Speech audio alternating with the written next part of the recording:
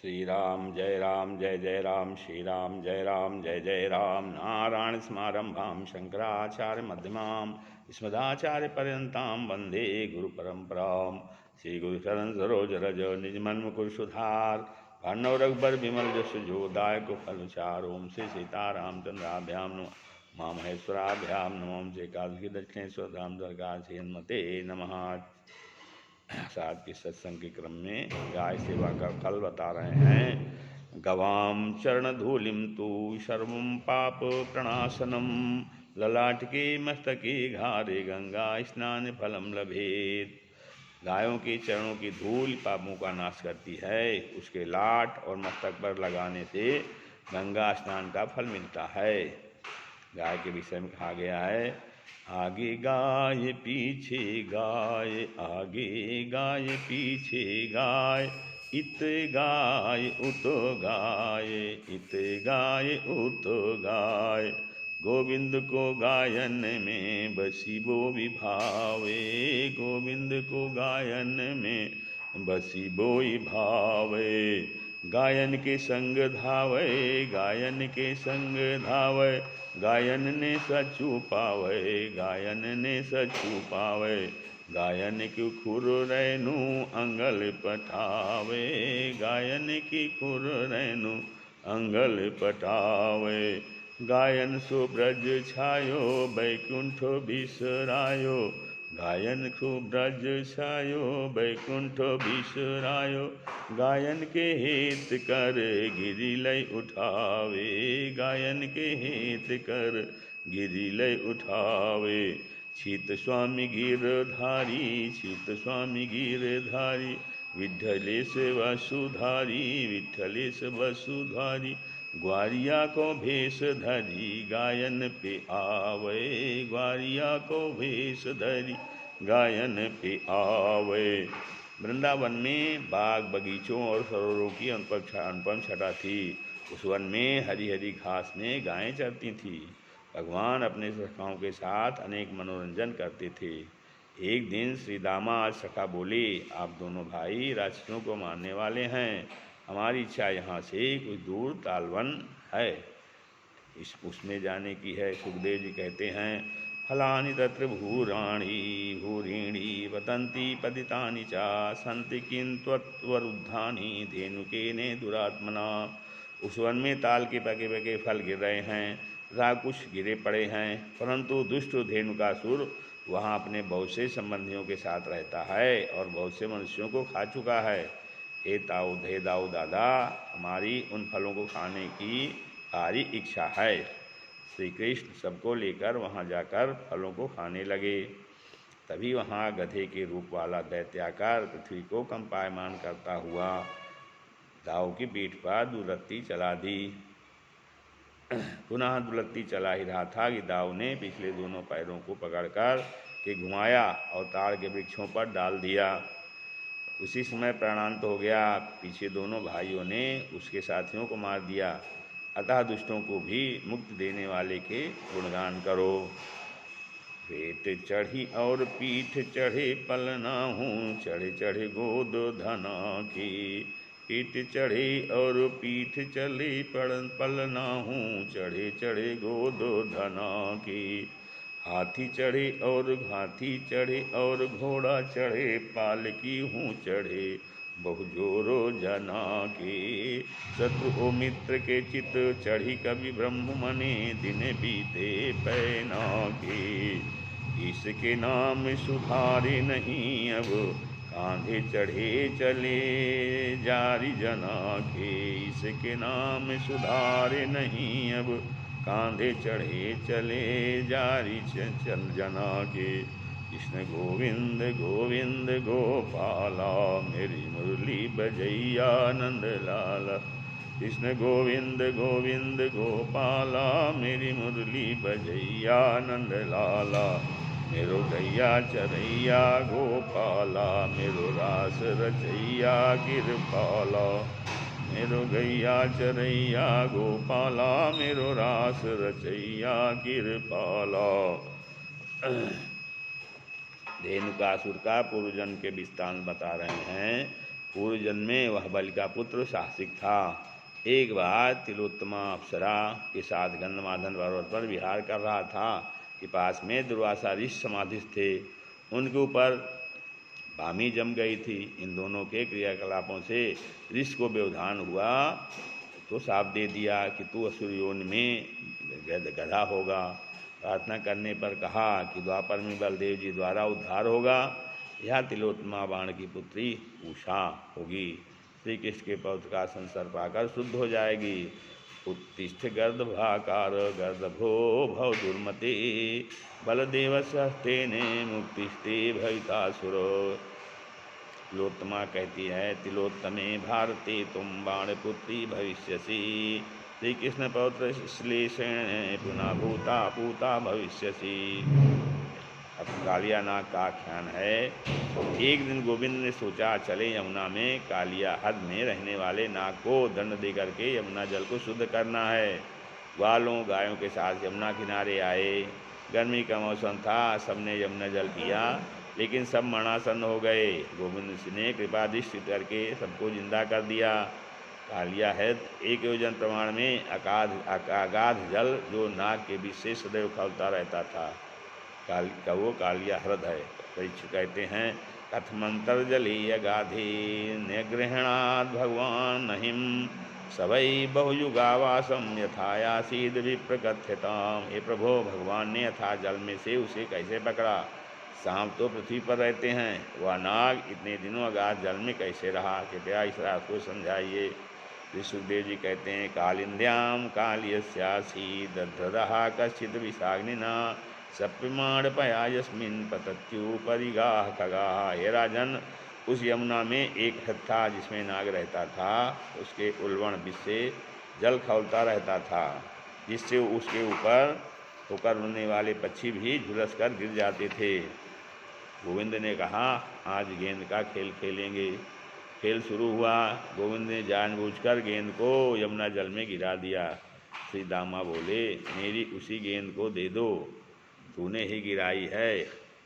जब समझाने पर भी नहीं माना तो गोविंद यमुना में कूद गए। अब तो हाहाकार मच गया। ग्वाल बाल मैया के पास पहुँचे। तेरी लाला कालीदाह में कूद गया है, तेरो लाला कालीदाह में कूद गया है। यशोदा कहने लगी, मैं उसे समझाती रहती थी, नदी नाले न जाओ श्याम पैया पड़ूं, नदी नाले न जाओ श्याम पैया पड़ूं। नदी नाले पे जाओ तो जय वै करो, नदी नाले पे जाओ तो जय वै करो। बीच धारा न जाओ श्याम पैया पड़ूं, बीच धारा न जाओ श्याम पैया पड़ूं। बीच धारा में जाओ तो जय वै करो, बीच धारा में जाओ तो जय वै करो। उस पार न जाओ श्याम पैया पड़ूं, उस पार न जाओ श्याम पैया पड़ूं। उस पार भी जाओ तो जय वै करो, उस पार भी जाओ तो जय वै करो। कालीदाह पे न जाओ श्याम पैया पड़ूं, कालीदाह पे न जाओ श्याम पैया पड़ूं। कालीदाह पे जो जाओ तो जय वै करो, कालीदाह पे जो जाओ तो जय वै करो। नाग नागिन न छेड़ो श्याम पैया पड़ूं, नाग नागिन न छेड़ो श्याम पैया पड़ूं। नाग नागिनियों को छेड़ो तो छेड़े करो, नाग नागिनियाँ छेड़ो तो छेड़े करो। उसके फन पे न नाचो श्याम पैया पड़ूं, उसके फन पे न नाचो श्याम पैया पड़ूं। टांडव गति मुंडन पे निरतत बनमाली, टांडव गति मुंडन पे निरतत बनमाली। पम पम पम पग पट कट फम फम फन फनन ऊपर। विम विम विम विनती करत नाग बधु आली। सम सम सम सन का दिक नम नम नम नारदादि। मम मम मम महादेव बम बम बलिहारी। विविध विविध विद्याधर दम दम दम देव सकल। गम गम गम गंधर्व सभी देत ताली। सूरदास प्रभु की बानी किम किम किन्हु न जानी। चम चम चम चरण धरत अभय भैया काली। जब गोविंद ने कालीधा में घुसकर नाग को जगाया तो कालिया नाग ने गोविंद के शरीर को बांध लिया। गोविंद ने अपने शरीर को इतना बढ़ाया कि नाग ने अपना शरीर टूटता जाना तो बंधन ढीले कर दिए और उनको खाने दौड़ा। भारी युद्ध हुआ। जब वह परास्त हो गया तो भगवान ने उसके शतैक शीर्ण तत्तन ममर्द 100 मुख्य फनों पर नृत्य करना प्रारंभ कर दिया और नृत्य करते हुए ही उस रथ के बाहर निकलते हुए दिखाई दिए। अपने पति को दूसरा देख करके नागपतियाँ प्रार्थना करने लगी। नागपतियों ने कहा, नमस्तुभ्यं भगवती पुरुषाय महात्मने भूतावासाय भूताय पराय परमात्मने। हे प्रभु, आप खड्विद ऐश्वर्य से युक्त अंतर्यामी, आकाश आदि 5 भूतों के आश्रय, सर्वसत्तामान एवं प्रकृति से परे परमात्मा हैं। हम सब आपको प्रणाम करती हैं। नमः कृष्णाय रामाय वसुदेव सुताय च प्रद्युम्नाय निरुद्धाय सात्वतां पतये नमः। हे वसुदेव सुत, आपको नमस्कार है। बलराम को नमस्कार है। भक्तों के प्रतिपालक प्रद्युम्न और अनिरुद्ध को नमस्कार है। हे यादवों के प्रति आपको नमस्कार है। हमारा मूढ़पति आपको जान नहीं पाया। गोविंद ने इस प्रकार नागपतियों की करुण पुकार सुन करके नाग को छोड़ दिया तो हाथ फनों से ही कालिया नाग भी भगवान से बोला, वयम खलाह सहो पत्न्या तामसा दीर्घमन्यवः स्वभावोदिष्ट जो नाथ लोकानाम यद सदग्रहा। हे नाथ, हम जन से ही दुस्वभाव तमोगुणी बहुत दिनों बाद भी बदला लेने वाले जीव हैं और अपना क्रोधी स्वभाव छोड़ना हम नागों के लिए कठिन कार्य है। तया सृष्टिमिदं विश्वं धातर्गुण विसर्जनम नाना स्वभाव वीर्याओ जो योनि बीजासयाकृति। हे नाथ, धाता आपने ही इस त्रिगुणात्मक संसार की रचना की है। उन्हीं 3 गुणों के वैषम से शिष्य में तरह तरह के स्वभाव, पराक्रम, ओज, योनि, शुक्र, वासना और स्वरूप में विचित्रताएँ दिखती हैं। गोविंद ने नाग की प्रार्थना सुनकर के कहा, अब तू यहाँ से रमणक द्वीप द्वारिका और कच्छभूग के बीच में है, चला जा। कालिया ने गरुण का भय बताया। भगवान बोले, मेरे चरणों के चिन्ह को तेरे फनों पर देखकर गरुण तुझसे कुछ भी नहीं कहेगा। सुखदेव जी द्वारा इस वृत्तांत को सुन करके परीक्षित जी कहते हैं, नागालयम रमणकम कस्मात् तत्याज कालियः कृतं किं वा उपर्ण सुपर्ण से तेनैकेना समंजसम। हे प्रभु, कालिया नाग ने नागों के निवास स्थान रमणक द्वीप को छोड़ा था। उस अकेले ने ही गरुण का कौन सा अपराध किया था। श्री सुखवाच, उपहार्य सर्पजनैर्मासी मासी यो बलिः वानस्पत्यो महाभागो नागानां प्रांग निरूपिता। हे राजन, पूर्व में सर्पों ने गरुण जी से यह स्वीकार किया था कि प्रत्येक अमावस्या को अमुक वृक्ष के नीचे एक बलि अर्थात सर्प रखाया करेंगे। इस शर्त या नियम के अनुसार हर अमावस्या को एक सर्प आने लगा। जब इस कालिया नाग का नंबर आया तो न तो वह इस वृक्ष के नीचे गया और न ही गरुण को दिए जाने वाले दूसरे नागों को भी खा गया। जब गरुण जी को यह पता चला तो उसे मारने दौड़े। इसने उनको भी डस लिया, परंतु उनके पंखों की मार से घायल हो करके इस काली हद में आकर के रहने लगा, क्योंकि यह स्थान गरुण के लिए अगम्य था। भगवान ने कालिया जगन्नागनाथ कर जल तत्व को शुद्ध किया था। तैत्रे कदा जलम जलचरम गरुणो भक्ष्यमीक्षितं निवारितः सौभरिणा प्रथयेक्षुतोपहरत। एक बार इसी हद में भूख से व्याकुल गरुण जी एक मत्स्य पर झपटे। सौभर ने गरुण से कहा, यहाँ पर इस जीव को मत मारो, लेकिन गरुण उसे ले उड़े।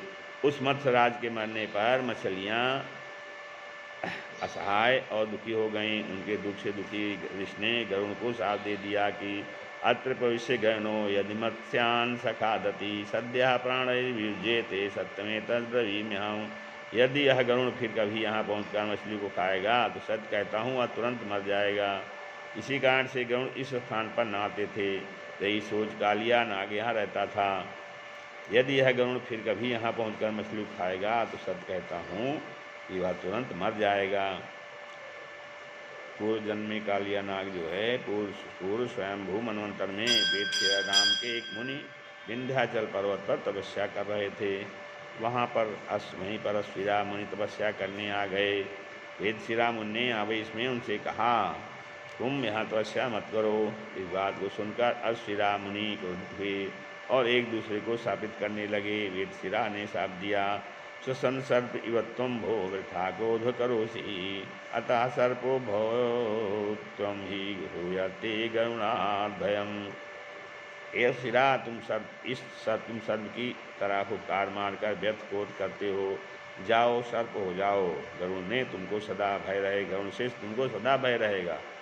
अशिरा ने शाप दिया, कार्यार्थी काक इव कौ तुम काको भव दुर्मते, साक्षात काक भूषुंडो अस्फुट योगींद्रो नील पर्वते।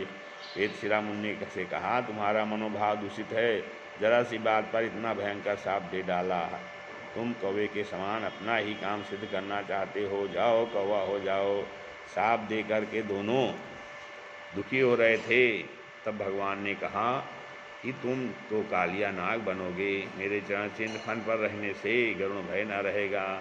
वेद शिरा से कहा, तुम नीलगिरि पर्वत पर त्रिकालदर्शी और भक्त शिरोमणि कौवा के जन्म में भी रहोगे। बोलो वृंदावन बिहारी लाल की जय। श्री राम जय राम जय जय राम, श्री राम जय राम जय जय राम।